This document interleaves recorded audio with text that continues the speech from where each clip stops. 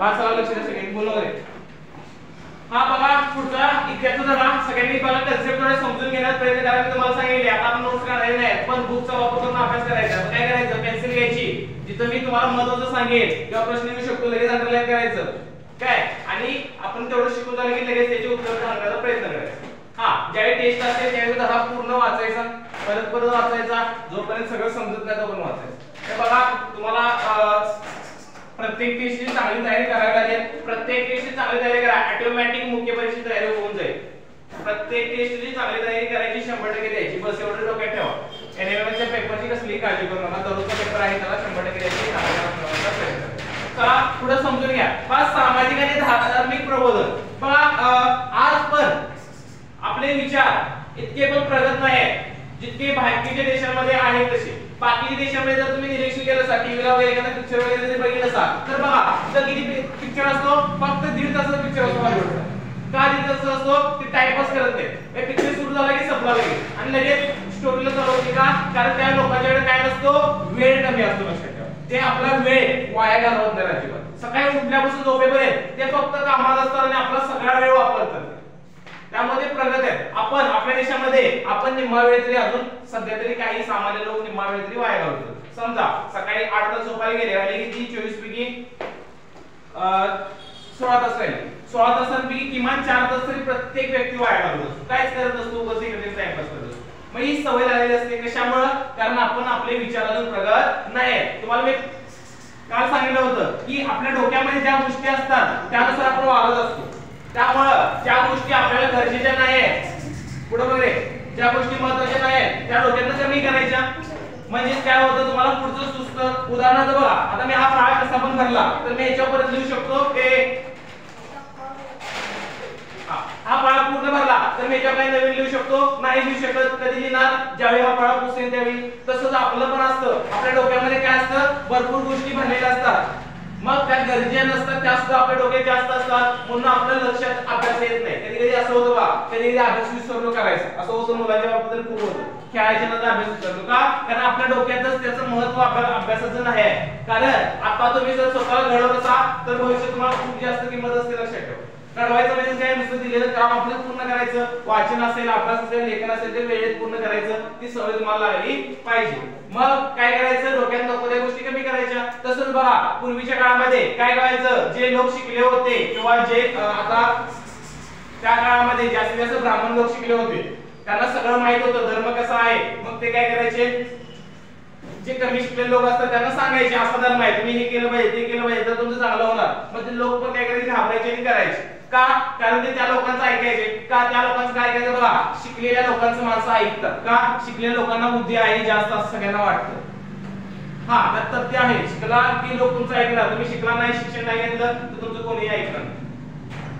So शिक्षण घेतलं तुम्ही शिकला तुम्ही घडला की तुम्ही इतरांना पण घडवू शकताय. म्हणजेच काय त्या काळामध्ये काय झालं होतं की लोकांच्या मनामध्ये गैरसमज खूप होते. आता सुद्धा खूप आहेत की हे केलं की ते होतं ते केलं की हे होतं असं काही नसतं. सो आपण पण विचार केला पाहिजे. कोणतरी काय सांगितलं तुम्हाला की उदाहरणार्थ एखादा आपण पडली म्हणा किंवा एखाद्या देवाला बकरी देतात. हा का देतात कारण काय त्यामध्ये फायदा आहे का नाही त्याचा आपण पण विचार केला पाहिजे. का सगळी देतात म्हणून देतात हे चुकीचं आहे बरोबर आहे त्यावर आपण विचार केला पाहिजे आणि आपण त्याचा योग्य मार्ग काढला पाहिजे. मग आपले विचार जसे प्रगत होत जाते तशीच आपली प्रगती होत जाते. तसंच त्या काळामध्ये विचार करा त्या काळामध्ये अजिबात कोण शिक्षण घेतलं नव्हतं. मला वाटते 100 माणसामध्ये 1 माणूस शिकला असेल. म्हणजे सगळे शेतकरी घरात लहानपणापासून कामं करायची पोट भरायचं आणि एवढंच त्यांचं आयुष्य. शिक्षण नावाची गोष्ट नव्हती आरोग्य नावाची गोष्ट नव्हती. कोण आजारी पडला की शक्यतो जगण्याची शक्यता कमी असेल. हा थोडाफार आजार असेल बरा व्हायचा पण जास्त आजारी पडला की जगण्याची शक्यता कमी असेल. का कारण डॉक्टर नव्हते इलाज नव्हते. मग शेतात सॉरी रानातलेच काय औषध असतील तीच खायची त्यावर जगायचं. मग अशी वाईट परिस्थिती होती. पोट भरणे हेच महत्त्वाचं काम होतं. या व्यतिरिक्त दुसरं काय डोक्यात नव्हतं. मग पोट भरण्यासाठी काय करायला पाहिजे शेती करायला पाहिजे. मग हेच चाललं होतं पूर्वीच्या काळात. मग बघा त्या काळामध्ये किती लोकांच्या मनात गैरसमज असतील वा लोकांच्या मनात काय काय गोष्टी भरलेल्या असतील वा लोक किती भित्रे असणार आहेत त्या काळात. चुकीच्या गोष्टी जरा जरी वाटलं की अशुभ आहे तर माणूस करत नाही भिजतो घाबरतो. मग हे असं असतं. मग ह्याबद्दल जे काय प्रगती झाली, लोकांचे विचार बदलण्याचा ज्या लोकांनी प्रयत्न केला त्यालाच काय म्हणायचं, प्रबोधन. प्रबोधन म्हणजे काय, चांगले विचार डोक्यात पेरायचे. चांगले विचार म्हणजे काय, सकाळी लवकर उठणं हा चांगला विचार आहे, मग आपल्या हा डोक्यात नसेल कदाचित, सवय नसते, पेरला नसतो तुम्ही. सकाळी लवकर उठला की तुमचा संपूर्ण दिवस चांगला जातो, तुमचे जे काय 8 तास 10 तास 12 तास असतात ते चांगले जातात आणि तुम्ही एक चांगला आयुष्य जगता. हा, सकाळी लेट उठला, 8 ला उठला, 9 ला उठला, संपूर्ण दिवस तुमचा खराब जातो. रात्री तुम्ही उशिरा झोपला, तुमचा दिवस खराब जातो. आता हे विचार तुमच्या डोक्यात असलेच पाहिजे. हा, रात्री वेळेत झोपला, 10 ला 11 ला वेळेत झोपला, 11 ला झोपला, तर तुमचा पूर्ण दिवस उद्याचा फ्रेश होईल. मग ह्या गोष्टी तुम्हाला आतापासून माहिती असल्या हे काय तुमच्या डोक्यात विचार केले.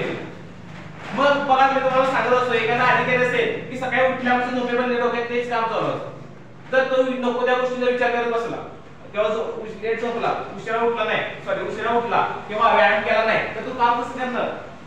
म्हणजे जाणीव, याचं महत्त्व तुम्हाला आतापासून कळायला पाहिजे. अभ्यास का करायचा, अभ्यास केला तुम्हाला मी कारण सांगितलं होतं. 2 गोष्टी लक्षात ठेवा.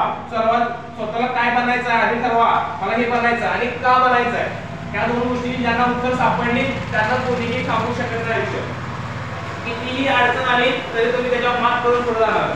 पण ह्या 2 गोष्टी ज्यांच्याकडे नाही आहे की मला काय बनायचं माहित नाही अजून तुम्हाला आणि का बनायचं हे जर माहित नसेल तर तुम्हाला अभ्यास करायची काय मिळणार नाही, ऊर्जा मिळणार नाही, इच्छाशक्ती तुमची वाढणार नाही.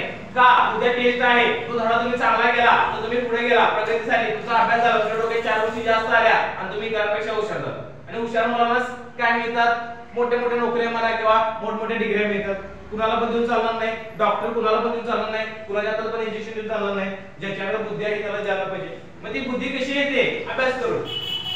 मग हे झाले तुम्हाला असली पाहिजे. काहीही बनायचं आहे, सगळ्या गोष्टी करायच्या, असं नाही की नुसतं तुम्ही एकच विषय करतो नाही चालत. सगळे विषय तुम्हाला इंग्रजी आला पाहिजे, मराठी, हिंदी, इतिहास, ग्रामर, व्याकरण सगळं समजून घ्यायचं. पूर्ण वेळ जर तुम्हाला काही तुमचं बनायचं असेल, स्वप्न पूर्ण करायचं असेल तर तुम्हाला तुमचा पूर्ण वेळ त्याच्यासाठी दिला पाहिजे. नाहीतर मी 4 तास टीव्ही बघतो, 2 तास टीव्ही बघतो, गेम खेळतो आणि मग मी एक अर्धा तास अभ्यास करतो वाटलं नाही चालणार. मग तुमचं स्वप्न तुमच्यापासून लांब चाललेलं आहे. तुम्हाला मी सांगितलं होतं, जरी तुम्ही 1 तास वाया घालवला तर महाराष्ट्रातील 10 मुलं तुमच्या पुढे गेली, लक्षात ठेवा. आता हे भीती मनात असलीच पाहिजे, त्याशिवाय तुम्ही पळणार नाही. त्यासोबतच ही 2 कारणं ज्यांच्याकडे आहेत त्याला कोणीही थांबवू शकत नाही की मला हे बनायचं का बनायचंय. याचं उत्तर तुम्हाला सापडलं की पर्याय काय, बनणार कसं, अभ्यासावर पर्याय आहे. तुम्हाला डॉक्टर बनायचंय, अभ्यास करायचा, कलेक्टर बनायचंय, अभ्यास करायचा, आयपीएस बनायचं, अभ्यास करायला पाहिजे. ठीक आहे, आयएएस बनायचं, तुम्हाला जर पोलीस जरी बनायचं तरी अभ्यास करायचा. साधा पोलीस म्हणतोय मी, शिपाई असतो जो 10वी नंतर बनतो, साधा पोलीस जरी बनायचं असेल तर अभ्यास करायचा. हा, मला शेतकरी बनायचं चालेल, कमी अभ्यास करायचा चालेल, पण शिकलेला माणूस चांगला शेतकरी बनू शकतो. तो आपल्या मालाचे व्यवस्थित भाव ठरवू शकतो. कारण व्यापारी वगैरे त्यांना फसवतात. म्हणजेच काय, जर शिकला नाही तरी सुद्धा तो चांगला शेतकरी बनू शकत नाही. म्हणजे शेतकरी बनण्यासाठी पण तुम्हाला शिकायला पाहिजे. हे शिक्षण एवढं महत्त्वाचं आहे लक्षात. सो मी तुम्हाला सांगितलं 10 शब्द पाठ करा. काही जणांनीच केले असणार आहे, जी ज्यांना काहीतरी बनायचं आहे त्यांनीच केलं असतं आणि ज्यांनी केलं नाही त्यांना अजून महत्त्व नाही आहे. बघा, तुमची स्वप्न अशीच पूर्ण होत नाहीत. 99% लोकांची स्वप्न पूर्ण होत नाही. 99% म्हणतोय मी, 1 ते 2% लोकांनी पूर्ण होतात. कशामुळं, त्यांना आतापासून जाणीव असते.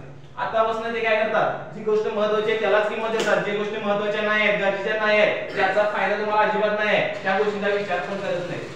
आता मला एक मित्र रूममेट होता, एमबीबीएस डॉक्टर आहे. हा, त्यावेळी आम्हाला एवढं आमच्या डोक्यात पण तुम्हाला सांगितले, जास्त कचरा जो होता, कचरा जो नाही आपल्याला, ज्या गोष्टी गरजेच्या नाही त्याला कचरा म्हणायचं. ठीक आहे, पण त्याचं स्वप्न फिक्स होतं, डॉक्टर कोणत्याही परिस्थिती बनायचं होतं. तो सकाळी उठल्यापासून झोपेपर्यंत नुसता अभ्यास करायचा, उठसूट क्लास बेस अभ्यास, एवढंच. आमच्याकडे जास्त लक्ष द्यायचं, आम्ही त्यावेळी त्याला हसायचो, असं का करतो, माणसाचं राहायला पाहिजे, माणसाचं वागायला पाहिजे ना. पण आता कळाला आम्हाला, तो आता मोठा डॉक्टर पण आहे आणि एक मोठा गव्हर्नमेंट ऑफिसर पण बनला आहे, एमपीएससी डॉक्टर केअर परीक्षा. सो उद्देश काय, कारण त्याने अचीव्ह केलं, आपलं आयुष्य वाया घालवलं नाही. सो आम्हाला कळायला उशीर झाला, कोण देत, पण झालं ते झालं, तुमच्या बाबतीत घडू नये बस एवढी इच्छा असते. म्हणून तुम्हाला सांगितलं की अभ्यास वेळच्या वेळी करा, कॉम्पिटिशनची तयारी अशी करायची पैकीच पडले पाहिजे. उगाच करतो की नाही की राहिलं की आज तुम्ही करायलाच पाहिजे होतं. 4 दिवस झाले मी सांगितलं, उगाच करायला नाही द्यायचं. मग अभ्यास मागे जातो, आपल्याला 66 धडे करायचे, 66 धड्यांचा अभ्यास व्हायला पाहिजे एनएमएमच्या परीक्षेपर्यंत. मग आता एक धड्याचं तुम्ही आळस करा तर पुढे तुम्हाला अडचण येणार आहे. पुढे अडचण आली तुमचे मार्क्स कमी होणार आहे. एक जरी दिवस तास जरी तुम्ही बुडवला तरी तुमचे 3 ते 4 मार्क्स कमी येणार आहे. एवढं हे असतं, लॉजिक असतं, ते मला माहित असतं. म्हणून मी कधीतरी रागवत असतो, बोलत असतो, कावत असतो. आणि ज्यांना जाणीव असते त्यांना जरी कावलं रागवलं तरी ते काम करतो. अशी गोष्टी असतात ह्या कळायला पाहिजे तुम्हाला आता. ठीक आहे. बघा तुम्हाला मी परवा एकदा म्हणलं होतं कर्तव्य आणि भावना, जो कर्तव्याला किंमत देतो त्यांच्या भावनेला या जगामध्ये किंमत आहे. जो आपलं कर्तव्य विसरतो, कर्तव्य बघत नाही, अभ्यास करणं तुमचं कर्तव्य आहे, तुम्ही त्याला जर महत्त्व देत नसेल तर तुमच्या भावनेला कोणीही किंमत देत नाही. काळजीने किंमत असते भविष्यात. खूप वाईट दिवस असतात. आता हा पश्चाताप कुणाला होत असतो? ज्यांचा वेळ वाया गेलेला असतो. आता जास्तीत जास्त पालक ज्यांची शिकलेले आहेत त्यांना याची जाणीव असते, त्यांना आता पश्चाताप होत असतो. पण त्यांची पण चुकी नाही, त्यांच्या डोक्यात जे काय होतं त्याप्रमाणे ते वागले. पण त्यांना वाटतं की आपलं आयुष्य असं केलं आता मुलांचं तरी कल्याण व्हावं अशी त्यांची इच्छा असते, म्हणून ते तुम्हाला धडपड करत असतात. शिका, अभ्यास करा, काय असेल ते सांगत असतात. का? कारण त्यांच्या डोक्यात सांगितलं तुम्हाला प्रबोधन हे खूप गरजेचं आहे, आतापासून तुम्हाला कळालं पाहिजे, तरच तुमच्या आतून इतिहास करणार आहे. नाहीतर मग बघा किड्यामुळे लोक जगतात मरून जातात, काही नसतं. पैसा काही काही खूप कमवतात, पण इज्जत, प्रतिष्ठा किंवा चांगले पद मिळवणं त्यासाठी काय करावं लागतं? स्वतःला झोपून द्यावं लागतं. सो सांगायचा उद्देश काय की त्या काळात मग परिस्थिती कशी असणार आहे बघा. काहीच लोक शिकलेले, बाकीचे लोक काय करायचे? त्यांच्या अन्याय करायचे. मग शिकलेले लोक होते ना, त्यांनी काय केलं? समाजामध्ये प्रबोधन निर्माण केलं. प्रबोधन म्हणजे काय? समाजात जाऊन त्यांनी काय केलं? लोकांना सांगितलं, समजावून सांगण्याचा प्रयत्न केला, तुम्ही असं वागू नका, असं करू नका. मग खूप वाईट वाईट प्रथा होते, इतक्या वाईट प्रथा होते की तुम्ही विचार पण करू शकत नाही सर. इतक्या वाईट प्रथा होते त्या काळात. त्या वाईट प्रथा बंद करण्याचा प्रयत्न केला. उदाहरणार्थ सतीपती तुम्हाला सांगितले की पती मेला की तिच्या शिकेत उडी मारायची तिच्या पत्नीला.